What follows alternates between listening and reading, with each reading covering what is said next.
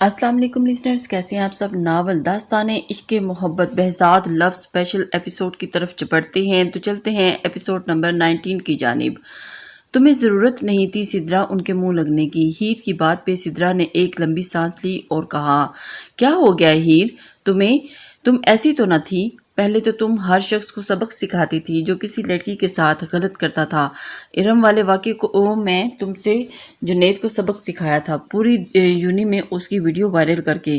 اب جب تمہارے ساتھ غلط ہوا تو تم خاموش ہو کیوں ہیر؟ کیونکہ میں محبت کرنے لگی تھی سدرا اس سے۔ سدرا کی باتوں پہ ہیر ایک دم چیخ پڑی۔ محبت میں بدلہ نہیں لیا جاتا سدرا، نہ کوئی بد دعا دی جاتی ہے۔ شاید میرے نصیب میں ایسی دوگلی محبت لکھی تھی، شاید یہ سزا میری تھی جو میں نے اپنی آنی کو دھوکہ دیا اور ان کے علم میں لائے بغیر اس کا نکاح، جس کا بڑا انجام مجھے دینا پڑا۔ سدرا کے پاس ہیر کے اندیشے کا کوئی جواب نہیں تھا۔ وہ کہیں نہ کہیں خود کو ہیر کے ساتھ ہوتے ہوئے دھوکے کا قصوروار مانتی تھی۔ کاش وہ ہیر کو روک لیتی تو شاید آج ہیر کی قسمت کچھ اور ہوتی۔ میں نے آپ سے کہا تھا نا ماما، آپ وہاں نہیں جائیں گی۔ میں تم سے پوچھنے نہیں آئی، بتانے آئی ہوں۔ میں جا رہی ہوں، سنا تم نے؟ ہما بیگم نے جب بہزاد کو رخسانہ بیگم کے ساتھ ہوتے ہوئے حادثے کے ساتھ دیا تو یہ بھی بتایا کہ وہ وہاں جا رہی ہیں۔ یہ بات سن کے بہزاد آگ بگولا ہو گیا۔ اب آپ اس گھر میں جا رہی ہیں جس گھر میں سے آپ کی بیٹی کا جنازہ نکلا تھا، اس عورت کی عیادت کو جا رہی ہیں جنہوں نے دھوکے سے آپ کی بیٹی کو اپنے گھر کی بہو بنایا۔ بہزاد اگر آج غصے میں تھا تو ہما بیگم نے بھی آج ارادہ کر لیا تھا کہ اس خطے کو ختم کرنے کا۔ ہاں جا رہی ہوں، کیونکہ میری بیٹی کی موت ایسی ہی لکھی تھی۔ ہما بیگم نے غصے میں کہا، ماما آپ اتنی آسانی سے یہ بات کیسے کہہ سکتی ہیں؟ اور بھول گئیں آپ وہاج بھائی کا دھوکہ؟ آپ بھول گئیں کہ کیسے میری آپی خوشیوں کو ترستی تھی؟ بھول گئیں آپ ماما سب؟ تمہاری بہن نے خود ایسے انسان کا انتخاب کیا تھا، یہ جانتے ہوئے کہ وہ ایک بٹا ہوا انسان ہے۔ ہما بیگم کی بات پہ بہزاد ایک دم شاکڈ ہوا۔ مجھے اندازہ تھا جس دن تمہیں یہ بات پتہ چلے گی کہ ایسا ہی ری ایکشن ہوگا تمہارا۔ وہاج نے کوئی دھوکہ نہیں دیا ناصرہ کو، بلکہ اس نے اس کی مدد مانگی تھی کہ وہ اس شادی سے انکار کر دے، کیونکہ وہ کسی اور سے محبت کرتا ہے اور نکاح بھی کر چکا ہے۔ مگر تمہاری بہن نے نہ صرف اپنا سوچا بلکہ اور تمہاری پھوپھو کا ساتھ بھی دیا۔ اگر وہ وہاج کی محبت کو ترستے ترستے اس دنیا سے چلی گئی تو یہ اس نے اپنے ساتھ خود کیا۔ ایک بات اور بہزاد مت بھولو کہ ہم نے تمہیں پیدا کیا ہے، تم نے ہمیں نہیں، تو لہٰذا آئندہ ذرا تمیز سے بات کرنا مجھ سے۔ آج تمہاری ہر غلط بات پہ غصہ خاموشی سے برداشت کرتی آئی ہوں، کیونکہ تمہیں حالات سے بڑھ کر کیا ہے۔ لبنہ کی دفعہ میں نے تم نے اپنی مرضی چلائی اور خمیازہ ہمارے پوتے کو بھگتنا پڑا۔ تمہارے پاپا جب جاتے جاتے اپنی بہن کو معاف کر کے جا سکتے ہیں تو تم کون ہوتے ہو مجھے وہاں جانے سے روکنے والے؟ ابھی تک میں اس لیے رخسانہ سے واسطہ ختم کیے بیٹھی تھی کیونکہ انتظار تھا مجھے ایک نہ ایک دن تم اپنا دل صاف کر لو گے، مگر لگتا ہے کچھ زیادہ ہی تمہیں نشہ چڑھ گیا ہے اپنی دولت کا، اس لیے بڑے چھوٹے کی تمیز بھول کے ہو۔ یہ سوچ کے ہما بیگم کی رکی نہیں۔ ہما بیگم کی بات سن کے بہزاد خاموش ہو چکا تھا۔ میں جا رہی ہوں، اور خبردار اپنا کوئی بھی گارڈ میرے ساتھ میرے پیچھے بھیجا۔ ہما بیگم کے کمرے میں جاتے ہی واش روم میں گھسی شانزیں باہر نکلی۔ کچھ دیر پہلے جو بہزاد کا موڈ تھا اس کی جگہ اب غصے نے لے لی تھی، اور اس نے غصے میں ڈریسنگ کو زور سے لات ماری جس سے شانزیں ایک دم ڈر گئی۔ اب اس کی سمجھ میں نہیں آ رہا تھا کہ وہ الماری میں سے اپنے کپڑے نکال کے فریش کیسے ہو۔ بہزاد جو غصے میں تھا اس کی نظر جب ڈری سہمی کھڑی شانزے پہ پڑی تو وہ سمجھ گیا کہ اسے غصہ کرتا دیکھ چکی ہے۔ بہزاد شانزے کی طرف بڑھنے لگا اور اس نے شانزے سے کسی ہاتھوں کی مٹھیاں بند کر لی۔ بہزاد شانزے کے چہرے پہ خوف کے اثرات واضح دیکھ چکا تھا۔ اس نے آگے بڑھ کر شانزے کی بند مٹھیوں کو دھیرے سے کھولا اور اس کی کمر پہ اپنے دونوں ہاتھ آپس میں جوڑ کے اسے خود کے قریب کرتے ہوئے کہا، تم کیوں ڈر رہی ہو؟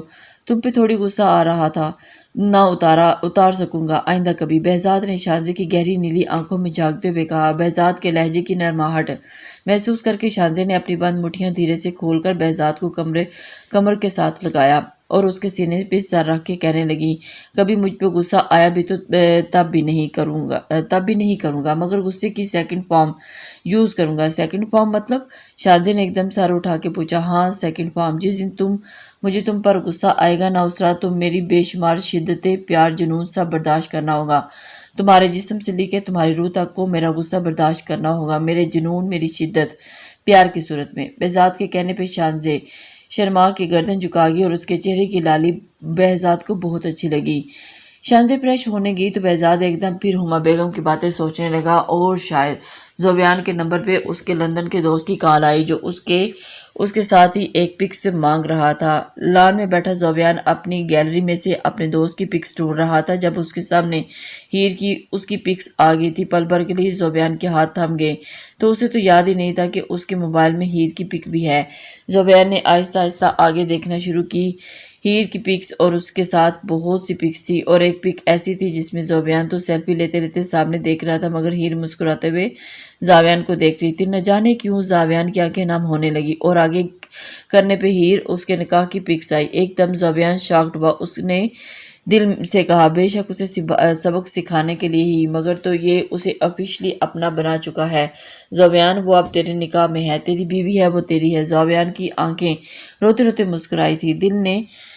دماغ نے ایک دم غصے میں کہا نہ جانے کس خوش فہمی میں خوش ہو رہے ہو زاویان، جو کچھ تم نے ہیر کے ساتھ کر چکے ہو اس کے بعد تو تم اتنی ہمت ہے کہ تم ہیر کا سامنا کرے۔ زوبیان آگے تصویر دیکھنے لگا، یہ جانے بغیر کہ کوئی اور بھی اس کے پیچھے کھڑے ہو کر ساری تصویریں دیکھ رہا تھا۔ ویسے یہ ماشا تو نہیں؟ اپنے پیچھے آتی سائم کی آواز پہ زوبیان ایک دم اچھل کے کھڑا ہوا۔ سائم جو ابھی ابھی نماز پڑھ کے آیا تھا لان میں بیٹھے زوبیان کو دیکھا تو وہی جلایا مگر جب سائم اس کے قریب پہنچا تو زوبیان پکس دیکھنے میں مصروف تھا۔ سائم بھی اس کے پیچھے کھڑے ہو کے اس کے موبائل میں دیکھنے لگا اور اس کو کچھ تو شک ہوا تھا زوبیان کے بدلے رویے پہ مگر اس نے زوبیان سے پوچھنا مناسب نہیں سمجھا۔ مگر آج جب اس نے زوبیان کی پکس کسی اور لڑکی کے ساتھ دیکھی خاص کر کے نکاح پہ سائن کرتے ہوئے تو وہ چونکا تھا۔ آپ کب آئے سائم بھائی؟ میں تو کب سے آیا اور بہت کچھ دیکھ بھی چکا۔ اندازہ تو نہیں تمہیں دیکھتے ہی ہو گیا تھا کچھ نہ کچھ گڑبڑ ہوئی ہے اور آج میرا شک یہ پکس دیکھ کے یقین میں بدل گیا ہے، لہٰذا مجھ سے کچھ نہیں چھپانا۔ زوبیان سچ سچ بتاؤ کیا کر کے آئے ہو لندن میں؟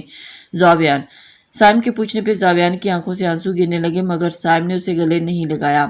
سائم بھائی کسی سے بھاری قیمت وصول کر لی ہے، میں نے اس کی محبت کا اندازہ نہیں تھا کہ یہ قیمت مجھے ہی چکانی پڑے گی اپنی توہین کی صورت میں۔ پھر زاویان نے ایک ایک بات سائم کو بتا دی اور روتے روتے سائم کے گلے لگ گیا۔ سائم بھائی مجھے اندازہ نہیں ہوا کہ میں ماشا سے نہیں ہیر سے محبت کرنے لگا ہوں۔ ماشا میرے ساتھ اتنے سالوں سے تھی مگر کبھی اس کے ساتھ شادی کا خیال نہیں آیا۔ وہ بنا کچھ بولے خاموشی سے وہاں سے آ گئی۔ سائم بھائی نہ مجھ سے لڑی نہ مجھ سے کوئی شکوہ کیا۔ سائم بھائی آج بھی وہ میری محرم میں ہے۔ میرے نکاح میں اس سے پہلے کھیل کھیلنے کے چکر میں میں نے اسے نکاح اصلی کر لیا تھا اور ایک پل کے لیے یہ خیال میرے دل میں ماشا روبرٹ کے دل میں نہیں آیا کہ نکاح بھی نکلی ہونا چاہیے۔ اب اسے کہاں ڈھونڈوں بھائی؟ وہ پاکستان میں ہے بھائی مگر کہاں، کس جگہ، کس شہر پتہ نہیں۔ زوبیان ابھی تک سائم کو گلے لگا تھا، مسلسل روتے ہوئے وہ سائم سے بول رہا تھا۔ سائم کے پاس کوئی الفاظ نہیں تھے اسے تسلی دینے کے لیے کیونکہ وہ خود کسی سے سچی محبت کے بمول کر چکا تھا۔ زوبیان سائم سے الگ ہوا تو سائم دیکھا کہ اس کا چہرہ بھی شرمندگی کے آثار تھا جیسے زوبیان کی حالت دیکھ کے سائم کو شک ہوا تھا۔ کچھ ایسے ہی حال زوبیان کا بھی تھا سائم کی حالت دیکھ کے۔ تم سوچ رہے ہوگے زوبیان کہ میں تمہیں کوئی تسلی کیوں نہیں دے رہا مگر زوبیان میں اس قابل نہیں کہ کسی کو محبت کے معنی سمجھا سکوں، کسی کو بتا سکوں کہ محبت کے نام پر کسی کے سچے جذبات کو سرعام نیلام کرنے پہ اس کی روح تک ہمیشہ نیلام ہو جاتی ہے۔ مطلب سائم بھائی آپ نے بھی کسی کے ساتھ؟ سائم نے ایک زخمی مسکراہٹ کے ساتھ صنم اور اپنی کہانی بھی اسے بتا دی۔ زوبیان وہ جاتے جاتے میرا ضمیر جگاگی زنا کار تھا، میں نے اس نے وہ آئینے میں دکھا دیا تھا زوبیان، جس میں میرے چہرے کے ساتھ ساتھ میرا ضمیر بھی زخمی ہے۔ بس اپنے زخموں کے مرہم کے لیے، اپنے ضمیر کے سکون کے لیے پرزور اللہ سے معافی مانگتا ہوں کہ اللہ میرے کیے کی سزا مجھ سے جڑا کوئی رشتہ نہ بھگتے۔ سائم بھائی اگر میں بھی اللہ سے دعا مانگوں تو کیا ہیر مجھے مل جائے گی؟ ہاں زوبیان وہ اپنے بندوں سے 70 ماؤں سے بھی زیادہ پیار کرتا ہے، وہ تو ہماری ایک توبہ پہ بھی ہمیں معاف کر دیتا ہے اگر تو سچے دل سے مانگی ہو تو۔ یہ بول کے سائم وہاں سے جانے لگا جب پیچھے سے زوبیان نے کہا سائم بھائی آپ کو بھی صنم نے محبت ہوگی ہے نا؟ پتہ نہیں زوبیان شاید میں اس سے محبت نہیں عشق کرنے لگا ہوں مگر اب کوئی فائدہ نہیں، وہ مر تو جائے گی مگر میرے ساتھ کبھی قبول نہیں کرے گی۔ ابھی آپ نے تو کہا تھا اللہ تعالیٰ سے جو بھی مانگو تو وہ دیتا ہے، آپ بھی صنم کو نہیں مانگیں گے؟ مانگا ہے زوبیان مگر میری یہ دعا قبول ہوگی یا نہیں یہ تو اللہ صرف اور صرف میرا اللہ ہی جانتا ہے۔ میں نے کئی بار پڑھا تھا زوبیان کسی کا دل توڑنا اللہ کے نزدیک سب سے زیادہ ناپسندیدہ عمل ہے کیونکہ ٹوٹے ہوئے دل کی دعا تو اور بدعا دونوں عرش تک جاتی ہیں۔ یہ ناممکن ہے، حالہ کچھ ممکن نہیں۔ شاہجہاں تم کر سکتی ہو، مجھے پتہ ہے، میری موت کو آسان بنا دو۔ شاہجہاں یہ بولتے ہی رخسانہ بیگم کی سانس اکھڑنے لگی۔ وہ آج جو سر جھکائے بیٹھے تھے، اپنی ماں کے لیے آسانی کی دعا مانگ رہے تھے، ایک دم اٹھ کے انہوں نے نمولائز کرنے لگے اور نمرہ بیگم ایک بار پھر رونے لگی۔ کچھ ایسا ہی حال نغمہ بیگم کا بھی تھا۔ اس سے پہلے کہ شاہجہاں بیگم کچھ بولتی، ایک دم رخسانہ بیگم کی روم کا دروازہ کھلا اور زوبیان ہما بیگم کے ساتھ کمرے میں داخل ہوا۔ ماما یہ نانو سے ملنے آئی ہیں۔ زوبیان کا نمرہ کو ماما بولنا شاہجہاں کے چوکنے پہ مجبور کر گیا۔ اس نے ہمیں بہت غور سے زوبیان کو دیکھا تھا۔ شاہجہاں کو ایسا لگا جیسے وہ صنم کی پرچھائی ہو۔ اس کی آنکھیں ہو بہت صنم جیسی تھیں۔ شاہجہاں نے فوراً اپنے دیکھنے کا زاویہ بدلا۔ وہاج اور نمرہ نے تیزی سے اٹھ کے بیگم کا ہاتھ تھاما۔ دونوں ہی ہما بیگم کے گلے لا کے پھوٹ پھوٹ کے رو پڑے۔ سالوں بعد آج انہیں اپنی مامی جو ماں جیسی تھی کے گلے لگنا نصیب ہوا تھا۔ ہما بیگم نے آگے رخسانہ بیگم کے سر پر ہاتھ پھیرا تھا اور ایک بار پھر رخسانہ بیگم نے ان کے آگے ہاتھ جوڑ دیے۔ ہما بیگم نے آگے بڑھ کر ان کے لپٹے وجود کو گلے سے لگایا اور پھر ایک بار پھر کمرے میں موجود ہر شخص رو پڑا۔ زوبیان بہت غور سے شاہجہاں بیگم اور ہما بیگم کو دیکھ رہا تھا۔ نغمہ بیگم کی تو وہ تصویر دیکھ چکا تھا، رخسانہ بیگم کے ساتھ اس لیے پہچانتا تھا۔ زوبیان 5 منٹ کے بعد کمرے سے نکل گیا۔ مجھے پتا ہے میری شاہجہاں میری موت کو آسان بنائے گی۔ گھر آ کے شاہجہاں مسلسل رخسانہ بیگم کی باتیں سوچ رہی تھی۔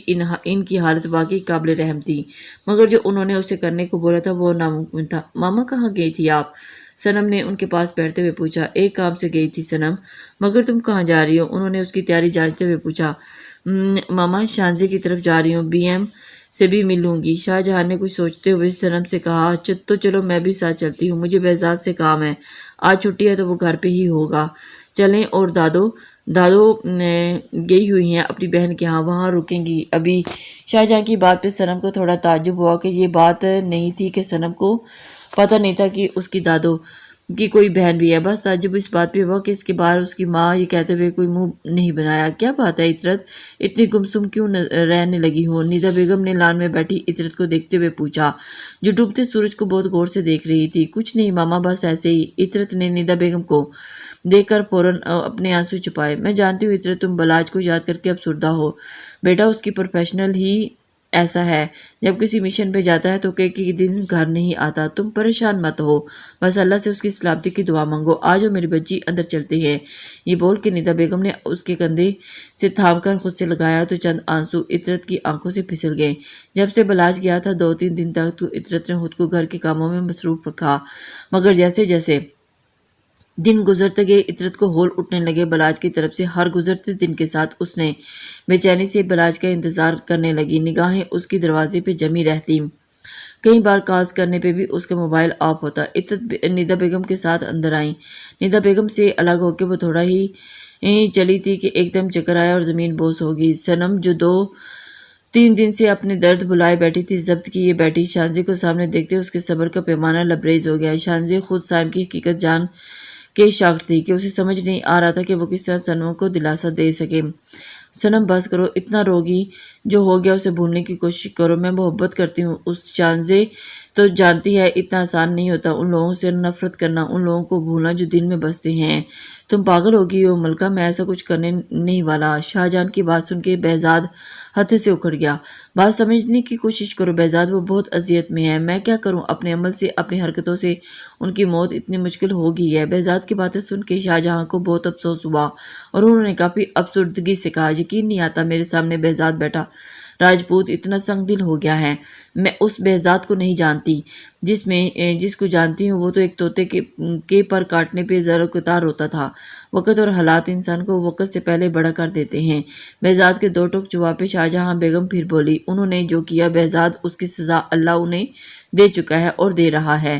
ان کی موت اللہ نے مشکل بنا دی ہے۔ 3 دن سے وہ بمشکل لاش کی طرح بستر پر پڑی ہیں۔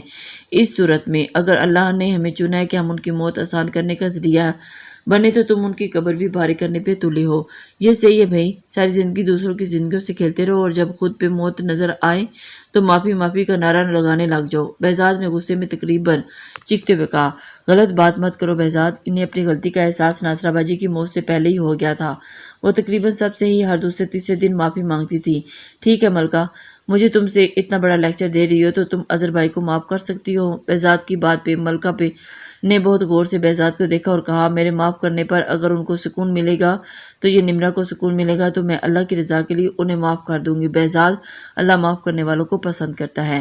اب سیدھی شرافت سے تم چل رہے ہو میرے ساتھ بنا کوئی بکواس کیے اور کوئی بھی اپنا پرانا لاجک جھاڑے۔ شاہجہاں بیگم نے کافی غصے میں یہ بات کہی تھی، جسے سن کے بہزاد اچھا خاصا سڑا ہوا منہ بنایا۔ میں شانزے کو بتا کے آتا ہوں، آج ہم معافی سیزن کھیلنے جا رہے ہیں۔ بہزاد، طنز کے تیر چلانا بند کرو اور جلدی سے بتا کے آؤ شانزے کو۔ بس کر دے صنم، یہ سوچ کے وہ تیرے نصیب میں نہیں تھا، اللہ تجھے اس سے بچا لیا ہے۔ شانزے، میں اسے کبھی معاف نہیں کروں گی، اللہ اسے کبھی سکون نصیب نہیں کرے گا۔ صنم یہ بول کے بے دردی سے اپنے آنسو پوچھے۔ اچانک بہزاد کی آواز کمرے سے باہر سے آنے لگی، شانزے، شانزے۔ بہزاد کی آواز پہ صنم نے اپنے آنسو صاف کیے اور شانزے کا ہاتھ تھام کے کہا، شانزے بھی ہم کو کچھ نہیں بتانا پلیز۔ صنم اس کے آگے منتیں کرنے لگی، صنم کیا ہو گیا یار تجھے؟ اچھا کھڑی ہو جو فریش ہو کے، میں دیکھو تو کچھ نہیں بتاؤں گی بی ایم کو۔ صنم نے ایک بار پھر شانزے کو یقین دہانی چاہی۔ ہاں نہیں بتاؤں گی، شانزے کے بولتے ہوئے صنم واش روم میں گھسی اور وہاں سے بہزاد کمرے کا دروازہ کھول کے اندر آیا۔ شانزے بہزاد کو دیکھتے ہی فوراً بیڈ کی چادر ٹھیک کرنے لگی اور اسی انداز میں بہزاد سے پوچھنے لگی، آپ آواز دے رہے تھے؟ ہاں وہ میں کہہ رہا تھا کہ یہ بولنے کے ساتھ ہی بہزاد نے ایک دم شانزے کا ہاتھ پکڑ کے اس کا رخ اپنی طرف موڑا اور اچانک بہزاد اس عمل سے شانزے بوکھلا گئی۔ بہزاد نے اسے اپنے بے حد قریب کر کے اس کی کمر پہ دونوں ہاتھ رکھے اور کہا، مجھ سے نظریں کیوں چرا رہی ہو؟ ایک منٹ بہزاد، یہ بول کے غور سے اس کی نیلی آنکھوں میں جھانکا اور کہا، تم روئی ہو؟ نہیں، کیا ہو گیا آپ کو؟ میں کیوں روں گی؟ شانزے، مجھ سے جھوٹ بولنے کے لیے ابھی تم بہت چھوٹی ہو، سچ بتاؤ مجھے کیا ہوا ہے؟ یہ صنم کہاں ہے؟ بہزاد کے پوچھنے پہ شانزے نے پہلے واش روم کے بند دروازے کی طرف دیکھا اور بہت دھیمی آواز میں کہا، بہزاد ابھی پلیز کوئی سوال نہیں کرے، میں آپ کو سب بتاؤں گی مگر ابھی پلیز نہیں۔ اچھا ٹھیک ہے، یہ کہہ کر بہزاد نے اسے خود سے دور کیا اور کہا، ایک ضروری کام ہے، ملکہ کے ساتھ جا رہا ہوں، تھوڑی دیر میں لگ سکتی ہے، تب تک تم صنم کو یہیں روکے رکھنا۔ ملکہ نے کہا، ٹھیک ہے آپ جائیں۔ بہزاد نے آگے بڑھ کر شانزے کے ماتھے پہ اپنے لب رکھے اور نظر واش روم کے بند دروازے پہ ڈال کے کہا، جی نعیم صاحب، وہ فائل شاید میرے پاس ہے، اب 10 منٹ میں رکے، فائل دیکھ کے آپ کو کال کرتا ہوں۔ سائم کال کر کے الماری میں فائل ڈھونڈنے لگا۔ جب الماری میں موجود اس کی نظر اپنی اور صنم کی کمپٹیشن کی تصویر پہ نگاہ پڑی اور اس نے فائل ڈھونڈتے ہوئے ہاتھ ایک دم تھم گئے۔ سائم نے وہ تصویر الماری میں چھپا کے رکھ دی تھی، وہاج اور رخسانہ بیگم کی وجہ سے، تاکہ ان کی نگاہیں نہ نظر آئیں۔ سائم نے وہ تصویر نکالی اور بیڈ پر بیٹھ گیا۔ بے خودی میں سائم کے ہاتھ تصویر میں موجود صنم مسکراتے چہرے پر چلنے لگی۔ سائم، جب ہماری شادی ہو جائے گی نا، ہم اپنی کمپٹیشن والی تصویر انالائز کر کے دیوار پر لگائیں گے۔